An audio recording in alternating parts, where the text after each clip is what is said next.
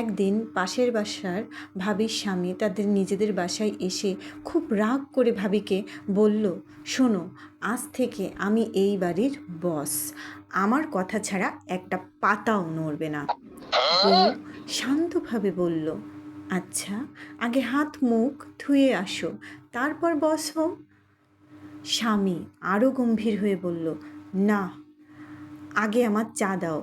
বউ বলল, ঠিক আছে, তবে রান্নাঘরে গিয়ে কেটলিটা চুলায় বসিয়ে দাও, আমি চা বানিয়ে দিচ্ছি। স্বামী একটু থেমে বলল, আচ্ছা, সেটাও করলাম, এবার চা। ভাবির স্বামী নাছোড়বান্দা দেখে ভাবি কিছুক্ষণ চুপ করে থাকলো। তারপর অনেক ভেবেচিন্তে বলল, চিনি তো শেষ, পাশের দোকান থেকে 1 কেজি চিনি নিয়ে এসো, তারপর 1 কাপ জম্পেশ চা বানিয়ে দিচ্ছি।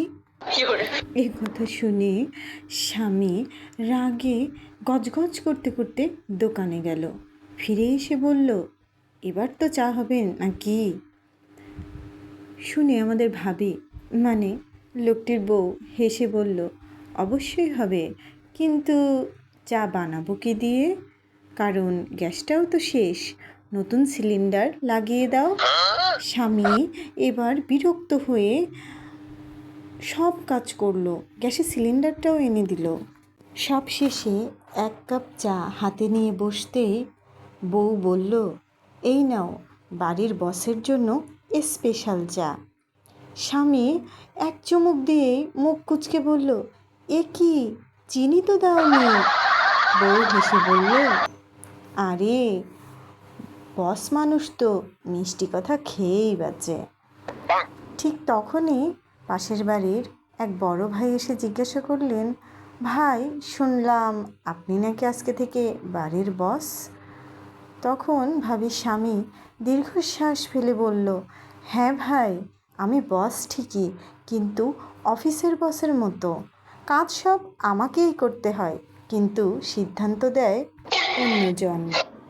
ভাইয়া হেসে বললেন, তাহলে তো আপনি আসলেই বস, সত্যিকারের বস। তখন ভাবির স্বামী অবাক হয়ে বলল, কেন? ভাইয়া বললেন, কারণ সব বসেরই একই অবস্থা। এই কথা শুনে ভাবির স্বামী বাদে আর সবাই মানে ভাবি, ভাইয়া, এমনকি পাশের বাড়ির বিড়ালটাও যেন হাসতে লাগলো। আর ভাবির স্বামী মনে মনে ভাবলো, বাড়িতে বস হওয়ার চেয়ে শান্তিতে চুপচাপ থাকা ভালো। হয়তো কথাটা এখন উল্টে গিয়ে হয়েছে, সংসার সুখের হয় পুরুষের গুণে। এই গল্পটা শুধুই বিনোদনের জন্য। ভালো লাগলে এরকম মজার মজার গল্প পেতে লাইক এবং সাবস্ক্রাইব করুন।